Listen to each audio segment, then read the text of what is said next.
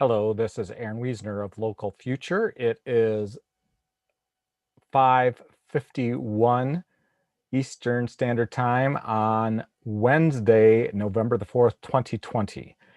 And at 6 p.m., we will be having Nicole Foss joining us live from Australia. For her, it will be noon on Thursday. And it'll be 6 p.m. here. So if you want to fast forward this video to about 9 minutes from here, then hopefully Nicole will be on by then and you'll be able to see our show. What we're going to talk about today is the results of the US election. So yesterday was election day here in the US and many things happened and many things did not yet get resolved. And if you've been following along with the chats that Nicole and I have been having, you know that we, and Nicole in particular, has had a keen interest in the outcome of this election, particularly between Donald Trump and Joe Biden, who are the two candidates for president. And before we go too far, let me just say a few things about how things work here in the USA, because I know there's viewers from Australia, New Zealand, and the UK, and probably some other places, Canada and elsewhere.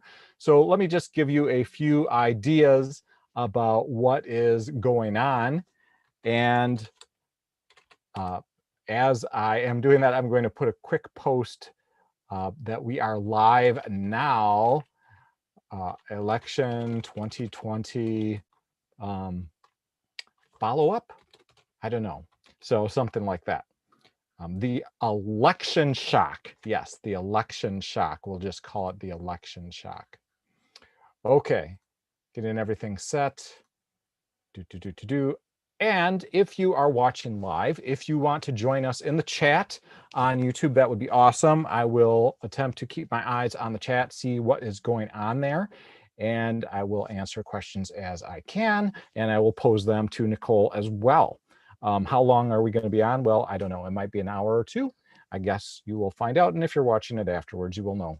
Anyway. Okay, so let's take a little review about how things work in the US as far as the election is concerned. And what I'm going to do is I'm going to bring up a slide of the election results thus far, and then we'll have an idea about what's going on. So let me switch to screen share here. Share the screen. I'll go right here. And hopefully you can still see me. And let's go to like ap.com and see what it looks like as far as the election. Apparently that's not the right AP, apnews.com. It's always kind of funny when things are pulled up. Okay, Biden wins Wisconsin, presidency still hangs in balance. So let's see if they have their big chart of all the states. They don't seem to. Let's go to Reuters and see what they've got going on. Biden leads in battlegrounds, Wisconsin and Michigan. Let's see, who else could we go to? How about CNN? And let's see if they have a chart up.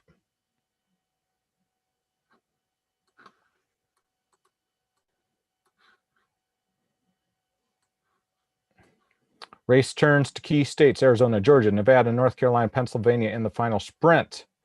Live updates. Okay, here's our chart.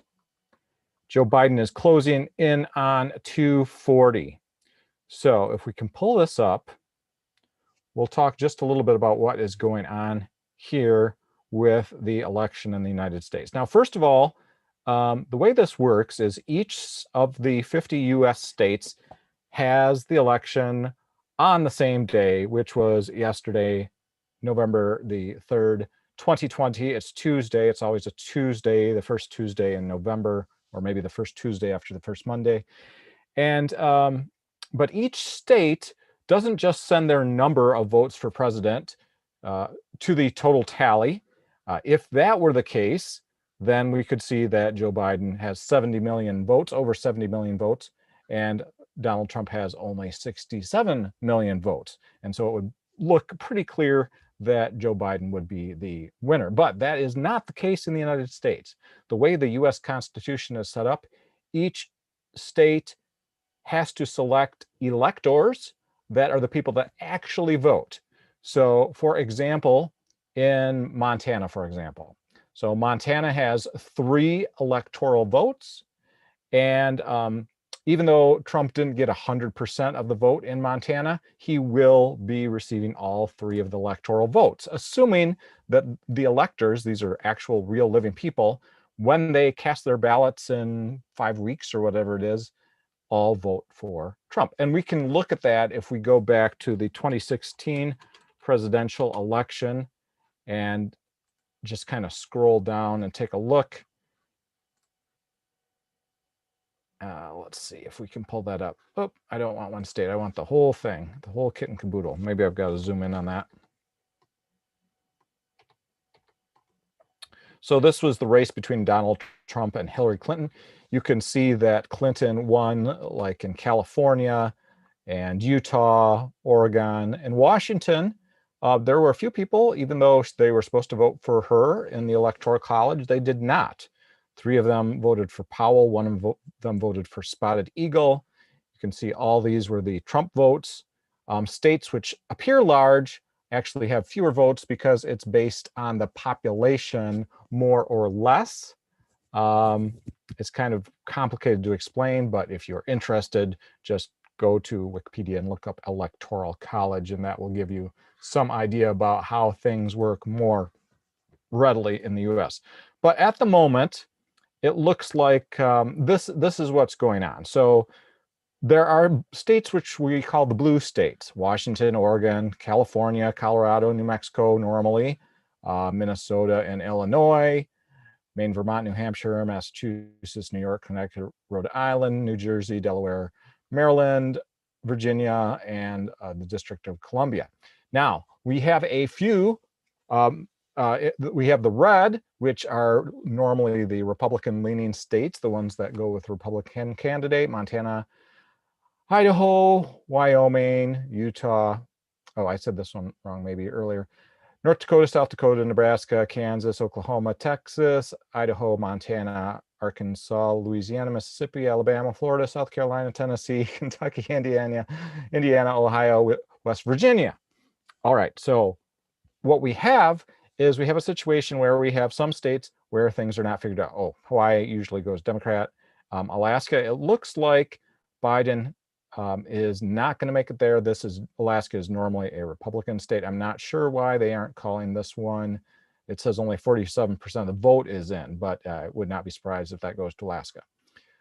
At the moment, Wisconsin appears to have flipped from 4 years ago. It went to Trump. This time it looks like it's going to Biden, but the vote is very close. And as a matter of fact, what is happening right now is that the president or the president's campaign has said, we want to recount those ballots in Wisconsin. We want to recount those ballots. We think that the count might have been wrong or something fishy happened.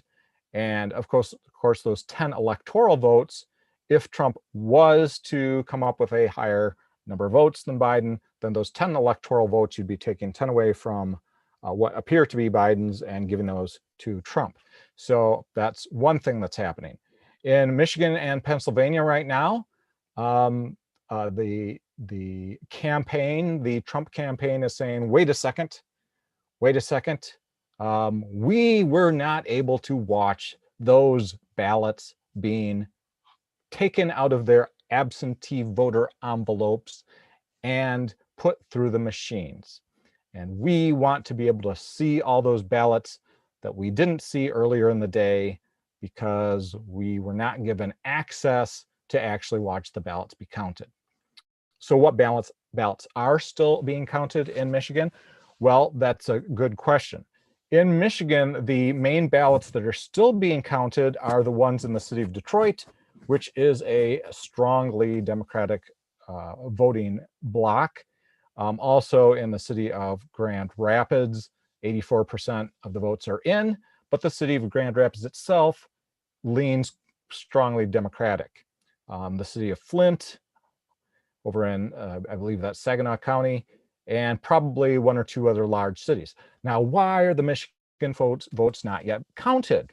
Well, in many states, the absentee ballots that were received by, say, a week ago, it was allowed that those be tabulated in some of the states.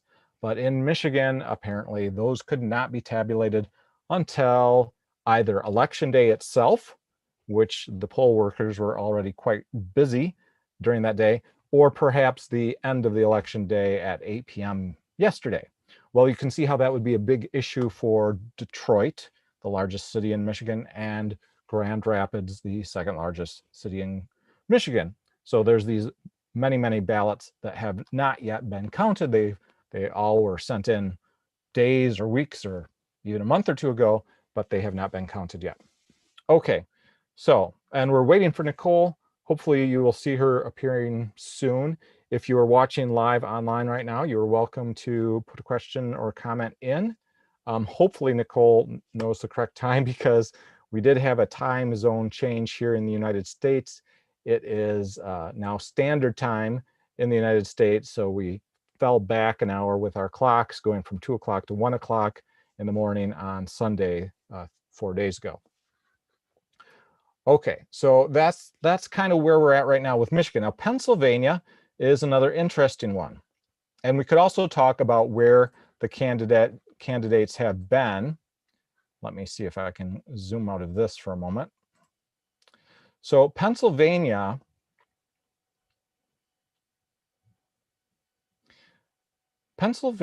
is the state that got a lot of attention, especially due to this thing called fracking.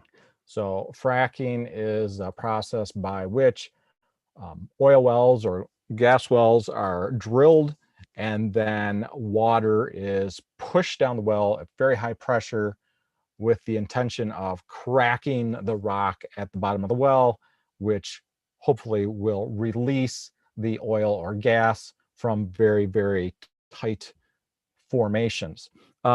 And the concern with this is that the pressure could be damaging the actual groundwater and polluting the groundwater, either because there is a crack in the casing of the well, so it's like a pipe put down thousands of feet or at least hundreds of feet, and if there's a crack in the casing, or if the cement job around the casing is not quite right, then that can damage the and pollute the water. In any event, in the most recent debate that Biden and Trump had, they both were talking about how fracking was okay. Trump was accusing Biden of not supporting fracking, and Biden said things like, well, I never said that. And then Trump said something like, well, you're not even from Pennsylvania, whereas, as a matter of fact, Biden was born in Pennsylvania, and he grew up there until he was about 10 years old, after which his family moved out of state. So in any event, Pennsylvania is in play right now.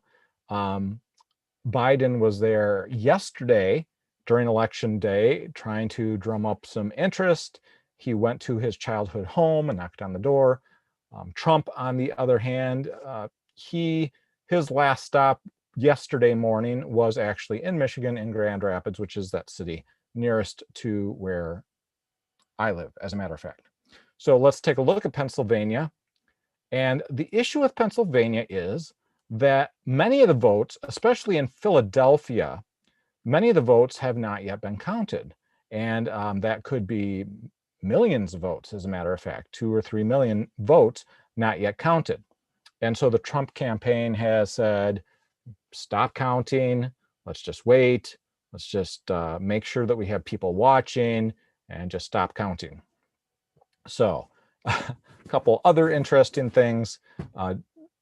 Donald Trump's son last night, or actually recently, a few hours ago, said, we have won in Pennsylvania. And Donald himself said about 2 in the morning, today, I guess this is the day after the election, yeah, 2 in the morning, he said, to be honest, we won, or something to that effect. So on Twitter and Facebook and social media, there's been an attempt to stop that misinformation. that Donald is spreading, but it is getting out there nonetheless. So we've got Michigan, which looks like it's leaning Biden quite strongly. Most of the votes still to be tabulated or just city votes, which strongly lead Democratic. Very similar situation in Pennsylvania, where a lot of the city votes have not yet been counted. And then there are other states which also are in play, including North Carolina and Georgia, a little bit with Arizona, although I think Associated Press said Arizona is probably going blue, and Nevada, again, Nevada blue is in the blue corner at the moment. So that's how we are doing at the moment. And again, if you are watching, please in the YouTube, as long as you are logged in, I believe, with your Gmail account, your YouTube account, you can put a little comment in there. I will say hello. And there we go. And again, hopefully Nicole will be coming on soon. And if she doesn't, we'll just have a little chat together for not so long as that. So one of the things I did do this week was I sat down in front of the TV in the morning, and we have several TV stations here in the Grand Rapids area. And I kind of watched to see what were the television advertisements for what was going on. What were the television advertisements? And the television advertisements in the morning news were many for Trump. So let's look and see if we can see some of these ads. So there were Trump ads.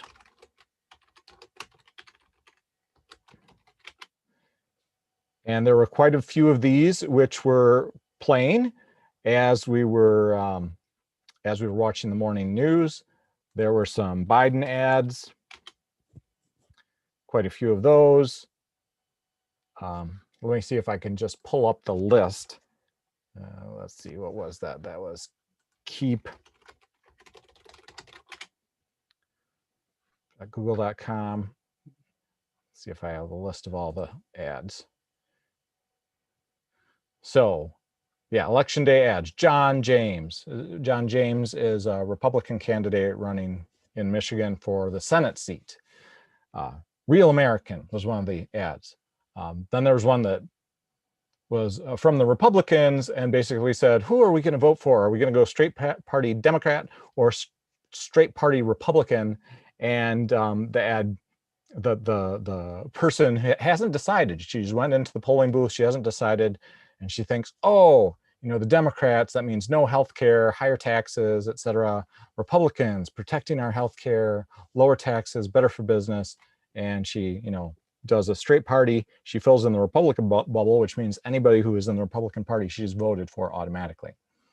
Another attack ad, Harris and Biden support the rioters.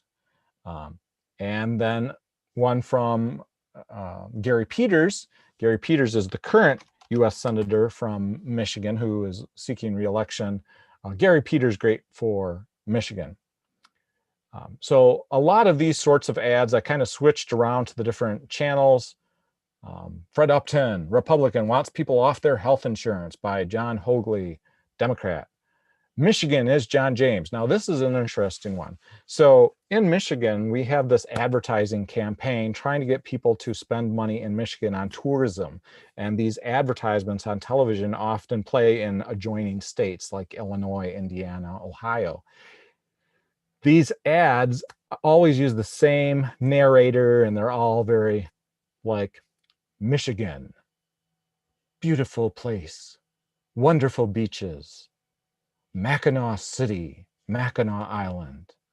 And that they have this very kind of familiar theme, each commercial slightly different. John James's campaign apparently hired the same commentator, and they made the commercial look almost identical, including the scenes of smiling people and lighthouses along the Lake Michigan shoreline and things like that. So Michigan is John James. John James is Michigan. part of the reason that Trump apparently, allegedly, is trying to stop the counting in Michigan is because John James, the Republican candidate for Senate, is actually closer to winning the state than even Trump is. And I'm not sure if we can pull that up. We'll have to see if we can find the Senate races. But yeah, there we go. Senate races, state races. But that was very interesting to see all the different ads and how much money was going into basically every single ad was an ad for the presidency. Okay, let's look at see what the other networks are saying about where we're at right now.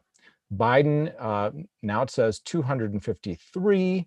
That's if you count Michigan and Wisconsin, not counting the states that are in gray.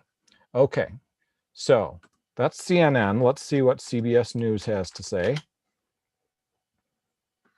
CBS Evening News, CBS News, full election results, election live updates, full election results.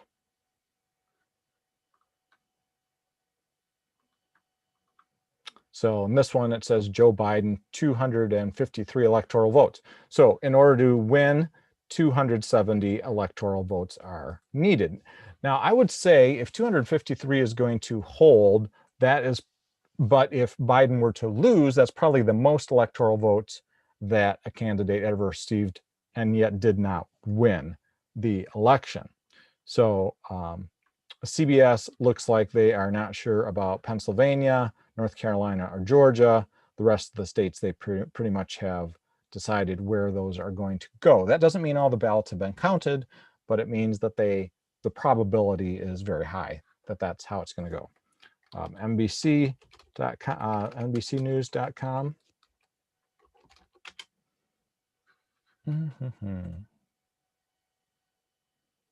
Biden gains 2 key Midwestern states as final votes are counted. I imagine that they're talking about Michigan and Wisconsin. Yep, Michigan is checked off. Wisconsin is checked off as well. So if we look for the Senate, Michigan, see, Michigan is still, Gary Peters has 49% of the vote. John James has also almost 49% of the vote. And this is one of the reasons that those ballots, they want to stop counting the ballots. Because look at the margin between the two of them, around 15,000 votes, it looks like, not a whole lot. And the fact of the matter is that Detroit, generally 2/3 of the people in Detroit vote Democratic. So if that's where the ballots are, then Peters is going to win it. But if there is a way that Trump campaign, I should say, might stop the counting, who knows what'll happen. Fox News seems to be the most conservative news organization in the United States. So let's take a look. Earlier, their website was down. And interestingly, even though they very typically support the Republican candidates, at the time, it looked like, when I looked last, that they were actually still projecting Biden to be winning. So let's see if we can get into that chart.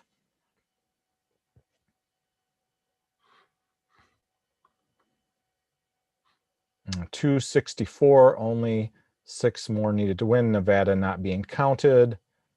Pennsylvania, North Carolina, Georgia not yet being counted. So let's take a look through these all and see where we're at. So Fox News has it at 264.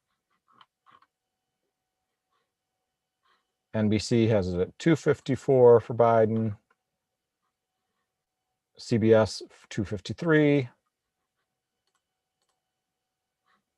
And I don't know if did we ever find the CNN yet? The CNN 253. So again, Fox News for some reason has decided that they were going to go ahead and say, okay, Arizona and Michigan and Wisconsin all for sure are in the Democrat column. So I find that interesting. All right, so what we're going to do is we are going to trim this video right here, and then if Nicole comes back on, if she comes on, she might have the time zone off a bit. If she comes on, we will come back on later. Otherwise, thank you so much for watching, and hopefully we will be back on next week. If Nicole does come on the line, we will turn on the live stream and we will have a chat about the election results. Otherwise, we will see you next week, probably on Monday evening at 6 p.m. Thank you so much for watching and taking time with us, and we will see you next time. Bye-bye.